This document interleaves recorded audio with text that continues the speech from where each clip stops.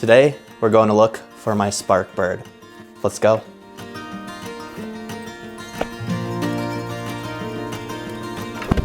Now you might be wondering, what is a spark bird and what is my spark bird? We'll get into that on the way.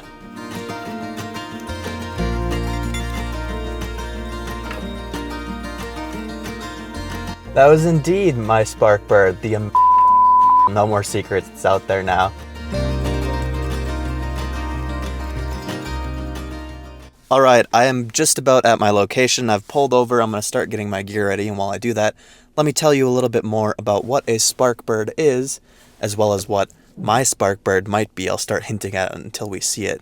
On the drive over, actually, I saw a few of my spark bird perched up on a telephone wire.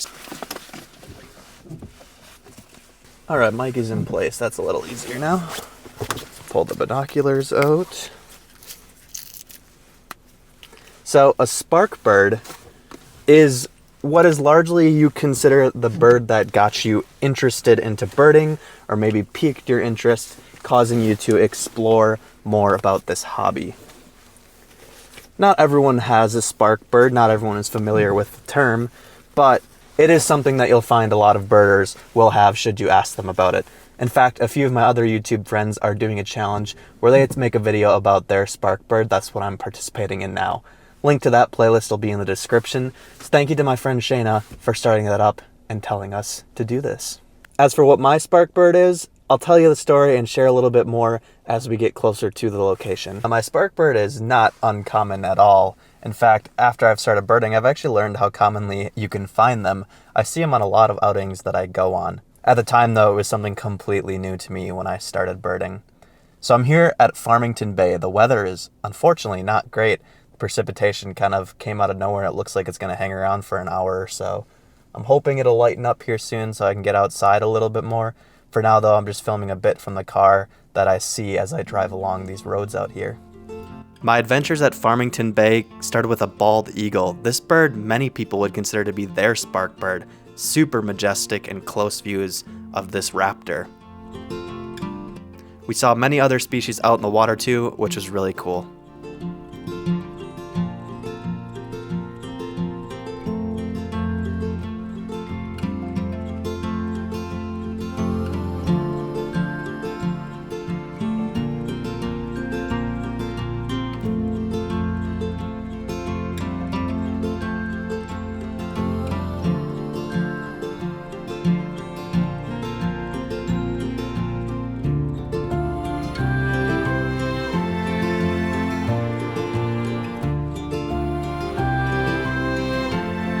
First bird I saw on the way in was a bald eagle, incredible species, which actually might be the spark bird for a lot of people. Just get interested in wildlife in general because that is such a majestic species. I've pulled over here though because I think I might have just glimpsed my spark bird with some distinct black markings. They're pretty easy to identify, but let's take a step outside and see if it's actually my bird out there.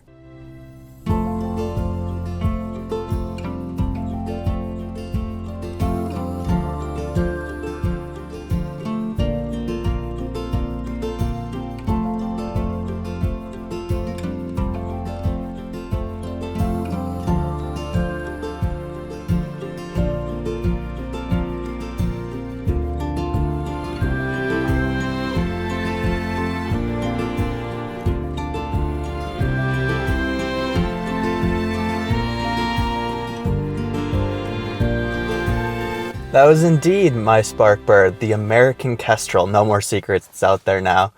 What a really cool species. This is actually our smallest falcon in North America. I'm not sure, it might be the smallest in the world, but it is the smallest falcon in North America.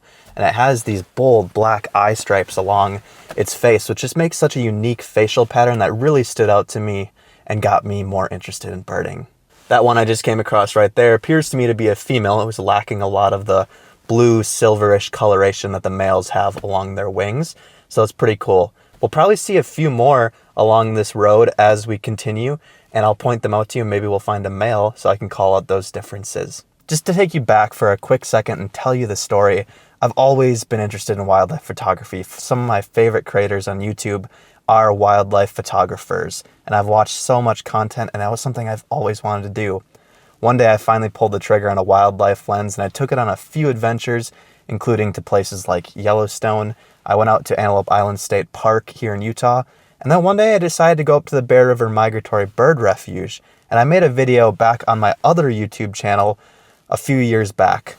That was a really fun day, and I saw some amazing birds like red-winged blackbirds, yellow-headed blackbirds, American avocet, western grebe, and that trip got me interested in birding, to say the least. The avocet could almost be considered my spark bird because I took one of my favorite ever photos out there of an American avocet.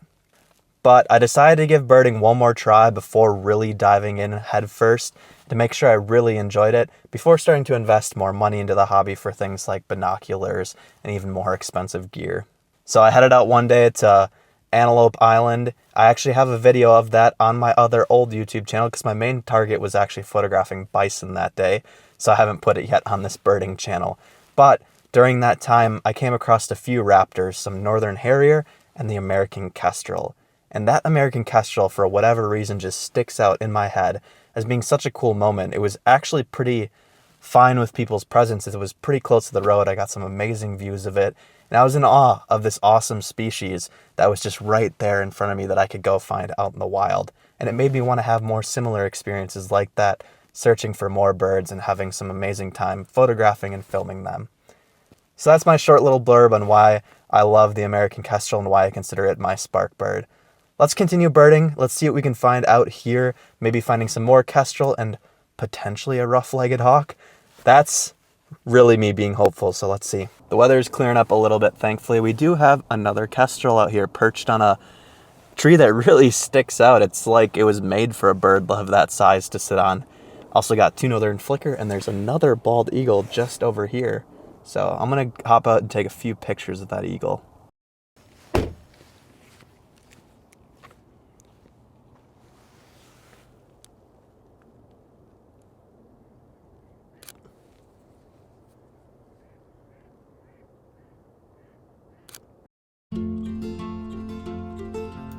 Now this bald eagle was obviously very sweet, but I was hoping to see a few other birds, so I continued along. There's a group of Canada geese out just in the wetlands, foraging and preening themselves, and I did see some more American kestrel. So American kestrels are about dove size, so your mourning and your Asian collared doves are pretty similar size to this kestrel. You can find them in open habitats, lots of grassland and tundra, and you'll often see them perched up on telephone poles, telephone wires, or fence posts as they survey the area around them. When they're hunting, they'll often fly in place, hovering, flapping their wings really quickly as they look all around for some prey to snatch up. Kestrels eat bugs, small invertebrates, and also rodents. I've actually seen one catch a rodent before when I was birding at Lee K Ponds. Well, actually I didn't see it catch it, but I saw it eating it after it had caught in it. These birds nest in tree cavities, but they actually can't excavate them on their own, so they rely on woodpeckers doing that for them. They will actually use human structures too, so you can set up nest boxes for kestrels specifically, and out here at Farmington Bay is a pretty reliable spot to see kestrels because there is a nest box that I believe is for them. While seeing my spark bird was lovely, I had another goal in mind. I really wanted to see a rough-legged hawk. I'd seen red-tailed already this day, so I pulled out my scope and started scanning the area from this higher vantage point. I even saw some northern harrier perched up on some fence posts. They got me excited because I really thought it was a rough-legged hawk, but I kept looking. There was tons of duck species out in the water, and I picked up a ton of new things like green-winged teal, as well as a bunch more northern shoveler too.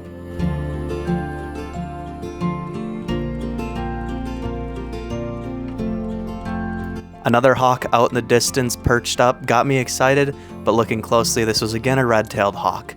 Another miss. They just are always red-tailed hawk, I swear.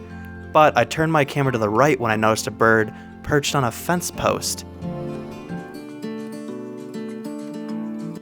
Looking at this one closer, I looked, and this was my rough-legged hawk.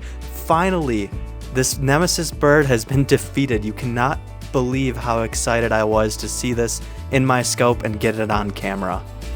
Rough-legged hawk, let's go! That was a nemesis bird of me for a little bit. I think I've gone out 4 or 5 times looking for it and getting skunked, and right out here, sitting on a fence post, was a hawk that was a little bit smaller than all the red tails I've been seeing, and I got it on the scope. That's my rough-legged hawk. Pretty far views, I'd love to get a closer picture, but regardless, I'm gonna take that lifer off the list. Yes!